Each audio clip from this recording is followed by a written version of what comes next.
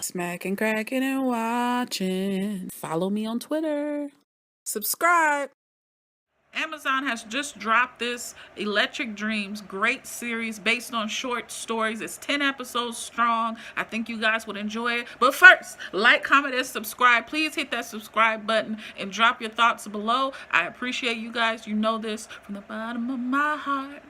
And let's talk about it. So this show is strong. It's talking about safety, security, resisting, mind control, all kinds of different elements they're bringing into here. The soundtrack is on point. The costumes, the wardrobe, the uniforms, the rank, the structure, all of that makes this show, Philip K. Dick's show, Electric Dreams, on point. Amazon Prime, y'all own to something, man. How do I feel? I feel this book was a perfect mixture of a book, Demolition Man, Westworld, Matrix, and whatever that little movie is where they had the hats and the agents had the hats and they were angels, and that one guy from that The Rock's Muscle Man movie was in it. Yeah, that's how I felt. Off the chain, I enjoyed it. Interpretation is everything for shows like this. They're not going to show you 100% what happened. This is what it is. End of episode, boom. No, it's a great sci-fi piece, and they leave it up for your interpretation, and that's what we're here for. Let's get it popping in the comment section. Let me know what you think, okay? Episode number 1, George, played by Terrence Howard. George was basically, in his thoughts, he thought he was a futuristic lesbian cop married to a woman who was dead in another life. What? Say what? What's going on? That was Lucius Lyons. He had the same memory loss that he had on this last season of Empire. And I was like, hold on, Lucius. What are you doing? How'd you get on this show? We have these two worlds, basically, of who you're trying to figure out, okay, who's having the dream and who's the real person? Is it George or is it this woman? See, his wife, who's dead in one life, is alive in the next. And she's saying, hey, go on this vacation. So episode number 1, Vacation, was based off of thoughts and dreams. Based off of your life. It looks like I'm laying in this pillow. Look. If there was a line right here and we had her and we had George, they both had the same spouse. Both had a friend. He had Chris, he had Mario. Like the security officer, handy with whatever you need, they can solve it person, right? They're your partner in crime. I love Mario because that's Baby Joker. Pasty Wire. Y'all know movie Friday, next Friday. Anyway, both go to the same diner, Lou Mitchell's Diner. We see the ice, we see the burger, we see the same people in there. They both have vehicles. Those are flying where she's at. They're self-driving muscle vehicles in the night, you know. Big business plays a big role in this series as well. He's the CEO. George is the CEO of this huge corporation, and he rather get rid of it just to find peace. This episode was different. It was very different. It opened the can to make you say, hey, is this something I really want to watch? What does this mean? It was like the warm up to the basketball game. Drinking Gatorade, you snapping off your pants, and you're getting prepared for this 10 episode dedication of the unknown. Episode number 2 is called Autofact. Autofact was different because we see this lady named Emily Zabriskie, and we know she had something to do with this whole explosion.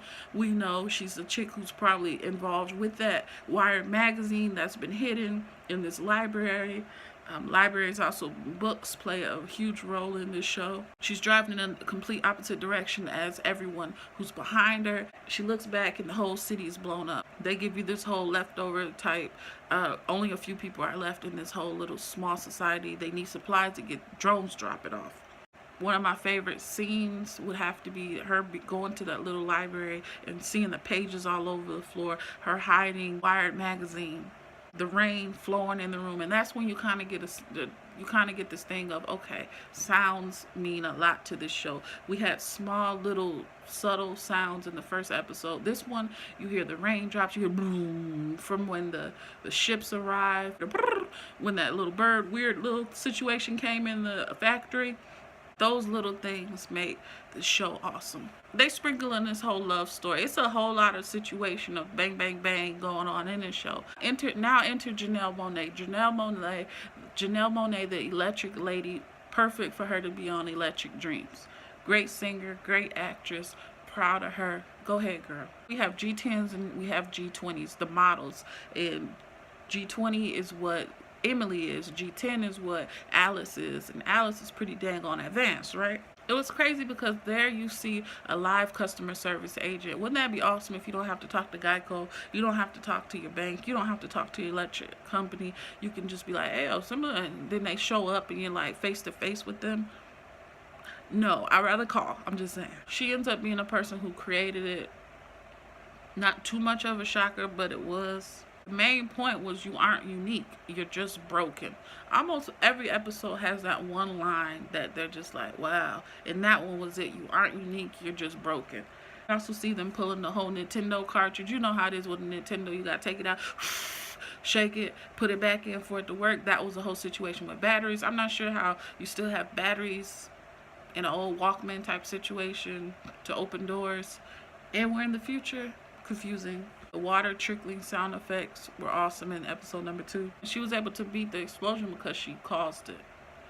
And this episode was something else. Number 3, Human Is with Silas and Vera. This was probably one of my favorite episodes. I really loved the hair in this episode. It escalated from, bus love and dream love to freak area, super sci-fi sex scene. It was crazy. He puts on like he loves his wife, but he really doesn't. They're having some marital issues, and it just goes to show you, hey, that phone call that you ignore could be your last. And when he went on that ship and he ignored her greeting to him, that was messed up. They're sleeping in separate quarters. It was something else. Brian, aka Walter White in space, off the chain episode. But yeah, he was full of himself. He was hurtful. Evidently juicing is still a thing. He was a fearless leader that went into a war zone. As far as the music, it was dark. It was sad instrumentals. What do you think that was? That mask that she put on at her bedside, was that like medicine, or was it like drinking, or was it what? Was it just for air? Is that what you do when you're very emotional? You can't just cry? I don't know. What do you think that white mask was that went over her face like bang? Relationships suck in the future, evidently. But yeah, don't ignore the situation. Fix it if you can. The trial was crazy with the uniforms, the structure, the clear rank from general to colonel to people. There's the loyalty is not to friendship, it's to the gig at the end of the day, because that chick was her friend close to him. But she told, hey, something ain't right, because it's the safety of everybody involved. And she had to have known that wasn't her husband. But here's the thing. She wanted the relationship. She just wanted him to treat her right. You know what I mean? And even though that wasn't him, even though that wasn't Silas who returned, she knew it. It was a heartbreaker with number 3. She got a little Rexorian love now. So number 4 is called Crazy Diamond. And it was definitely an odd one. I like Steve Buscemi from Boardwalk Empire. I think he played a legendary role as Nucky Thompson. I wish he could have kept going on for seasons. And every time he's in a Adam Sandler movie, it's hilarious. But this one was different, man. You're trying to figure out, all right, is this a nightmare? What's the deal with the boat? Why on a beautiful blue beach side home they got little VWs out there, pig security checkpoint lady Sue, and he's got a good job. No, grass is not greener on the other side. Tripped me out because he was dressed like Fred and his wife was kind of dressed like it's the same thing. Home work, no life. His thing was he was already imprisoned, you know what I mean? So when his boss turned on him, he's like, oh, you're going to jail. He's already imprisoned. He's not free. The whole point was live for today. We had Jackson Jill injecting souls, man. Souls, spirits. Food was spoiling. It was illegal to grow your own fruits and vegetables. Control. Pretty on the inside, hollow on the outside. Like I said, the grass ain't greener. Everything's a facade. You're not what you thought it was. I thought it was funny with the whole Jack and Jill situation and his boat. Did you catch his boat's name? It was John Doe. It was a shocker at the end for his wife Sally on the boat, because his wife wanted freedom. His wife wanted to see the world. His wife wanted to explore, and That's what take her and kicked him off the boat, but he was able. What do you think the ending meant? What do you think the ending meant? He's free. He still had his belongings. Made it to shore. Jill played a very good role. The temptress almost. The lady in red at his job, on the side of the road, at the bar, smoking cigarettes, the piercing blues. Then she pops up in your boat. Then she pops up in your home. She's everywhere, that she shouldn't be. She's fighting people. She got conned out of the stuff, and she's jumping all over the place. Then she shoots you. Then you turn on her, which was messed up, But I think her character was very interesting. The slow black dog bows before the red fox. Episode number 5, the Hoodmaker. Hoodmaker was kind of crazy. We're in search of the Hoodmaker because the Hoods block the mind reading from the Teeps. It's okay for people to manipulate this group sexually, and everybody hates them, and it's just a big mess of this enslaved group that has to do whatever the agents want, basically. But how would you feel if someone could read your every thought that's in your mind? You wouldn't want to make eye contact with them too, but at the same time you feel bad for them because have this Frankenstein situation of how they were created, and we find Cutter, the doctor. There's a clear distinction of normals, norms, and Teeps, the telepaths, and they have this whole David situation going across their face. Now the whole set felt like it was kind of 1940s-ish, but you have this angry group. Why are they angry is the whole point. They're picketing, they're protesting, there's signs everywhere saying, "We are the people. Freedom to think. Don't steal our minds." You have the agents with this whole SWAT situation brewing. They're showing it's so militant, and they're willing to overpower the community and take over wherever they need. So it leaves you with this question of, is it bad to wear the hood? Is it? Like, really, is it bad to wear the hood? You're protecting yourself. Is it wrong? Is it wrong to want privacy? Software. That's how the Teeps were treated, like software. You're going to feel bad for Honor at some points because you're like, okay, she can't find peace. But when she puts the hood on, the voices stop. All those overlapping, continuous chaos in her head because she's just bouncing all over the place. Like she said, it's like a radio chatter that's constantly there.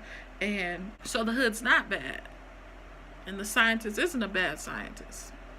Is it? At this point of the episode number 5, I kind of felt like, dang, man, these episodes are long. They are long. Then it turns into a love story midway through, and then she leaves him in the fire, which was ice cold. I just felt like every episode maybe shouldn't be an hour. Some should be shorter. Drop a comment, let me know. They did a good job making this girl out to be the most annoying person in the world. Her mother was right. As soon as she came out of the bubble, man, she was screwed. Her job was going to set her up, and that's exactly what happened. She should have just listened to her mother, but it didn't happen that way. And this episode was like the usual suspects at the end. When the mug dropped, everything that you would think happened. The mother's biggest fear occurred. She went to jail. The job got what they wanted her to be gone. Dex, these two wristbands and some hearing gel.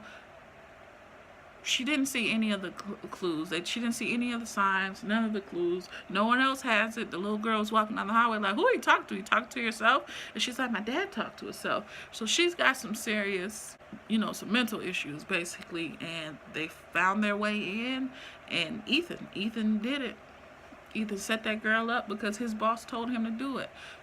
They showed this huge separation in the schools with these thick red bands and the decks, and you can either have it easy and just fly right. You can have it easy and go right to where you need to do, or you can be harassed and you have these security guards hovering over you, patting you down like you're trash every day. You can easily go in class, take your notes, just hit bloop, bloop, bloop, bloop, bloop, bloop, bloop, bloop, like Minority Report.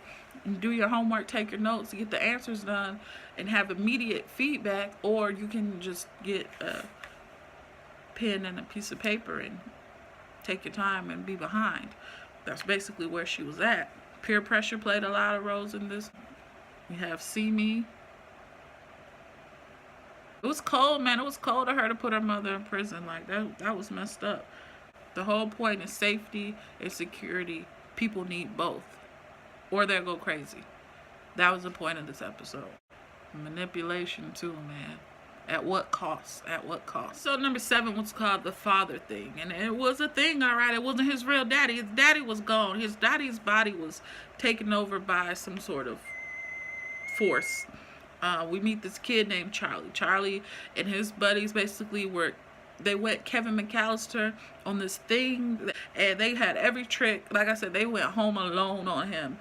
Kids driving cars, shooting out pitchforks in the garage trying to get rid of this guy. It was funny but weird at the same time. America's favorite pastime, baseball, into this show.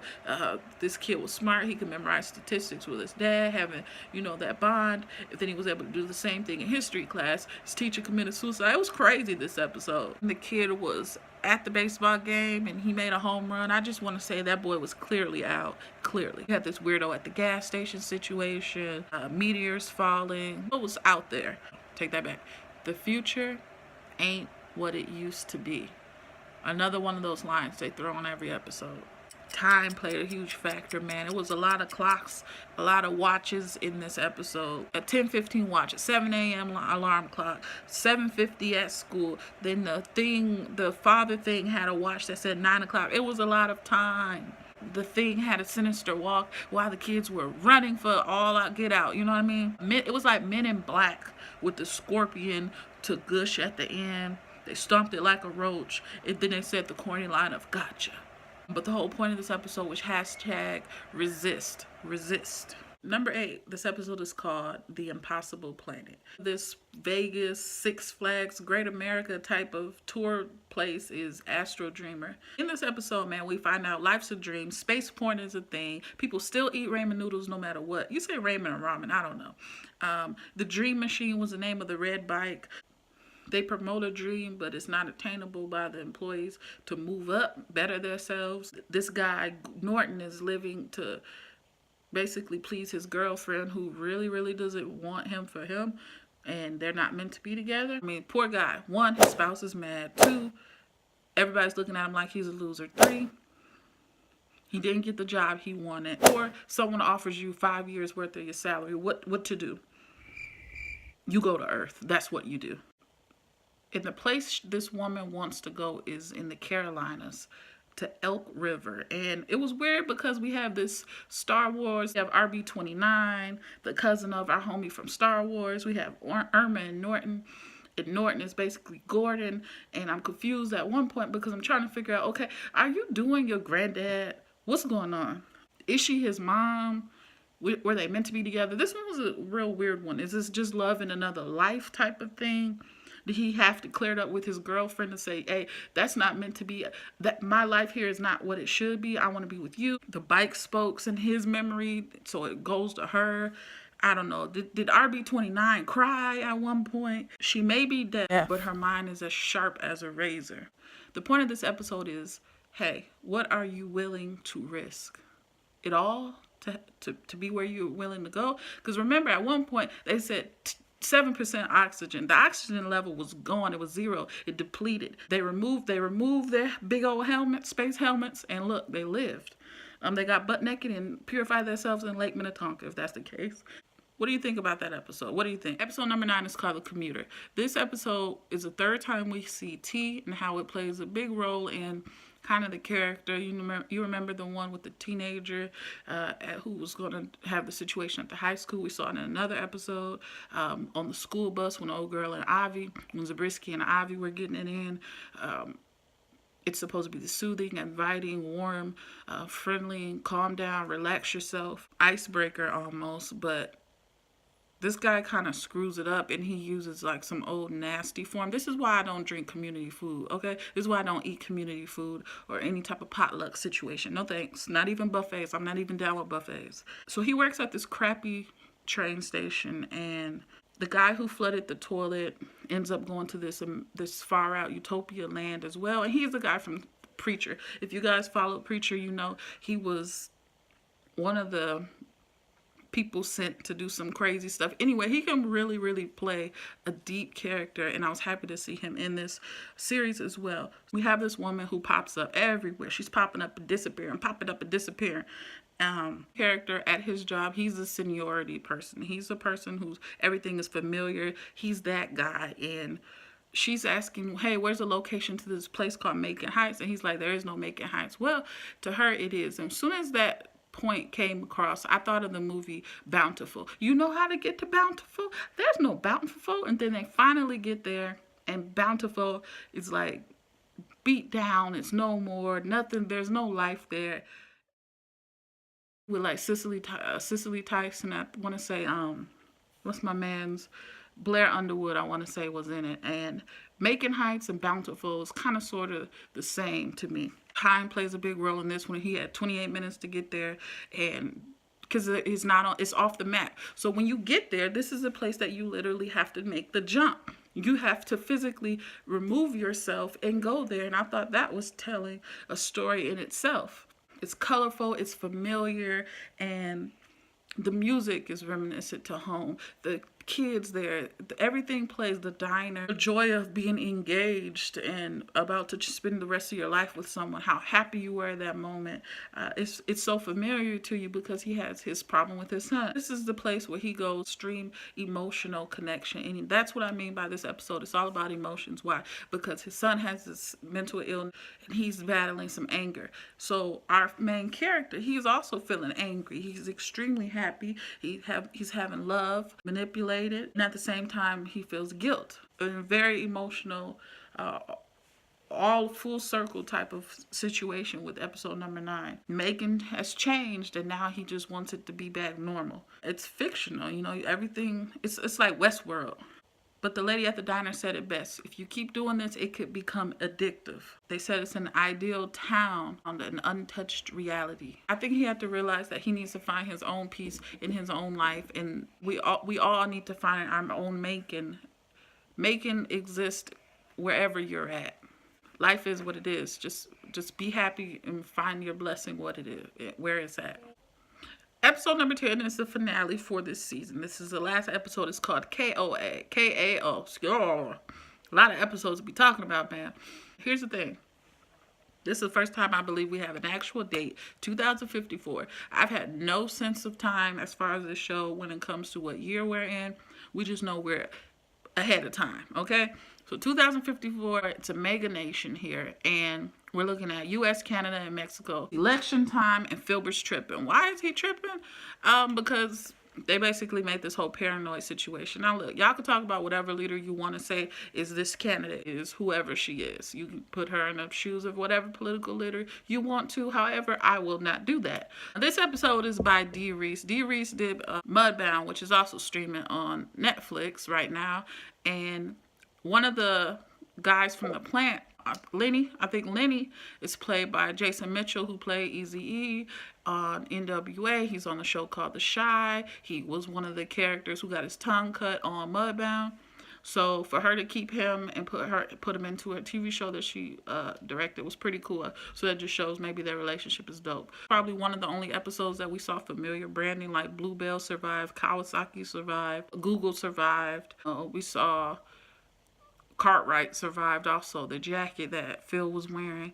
There's no privacy. It throws in a one-liner on you almost every episode. And this one was Old Habits Die Hard. They're not taking information, you're giving it to them. License plates with SKU numbers.